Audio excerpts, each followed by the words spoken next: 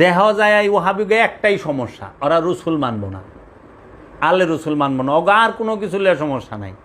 দাড়ি টুপি জুব্বা কুব্বা বাড়ি ঘর এই তোমার যে কোরআন হাদিস মসজিদ মাদ্রাসা এত বেদাত বেদাত করি। সেদিনকে বলেছে এই যে মিলাদ বেদাত, এইটা বেদাত সেইটা বেদাত, তাই আমি বলছি মৌলবী তুমি নিজেও বেদাত।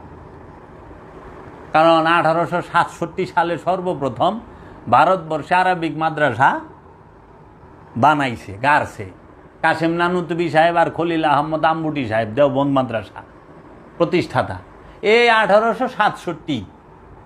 তাহলে কতশো বছর আগে? মাত্র 100, ওইদিকে গেলে 27 আর এদিকে গেলে 23, 27 আর 23 কত হয়? 50, 150 বছর আগে। আজ থেকে 150 বছর আগে ভারতবর্ষে মাদ্রাসাতে সবচেয়ে বড় বেদাত হলো মাদ্রাসা।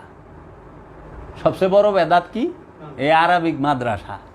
এটা রসুলের জমানায় ছিল না, সাহাবীর জমানায় ছিল না, তাবিনের জমানায় ছিল না, তাবে তাবিনের জমানায় ছিল না।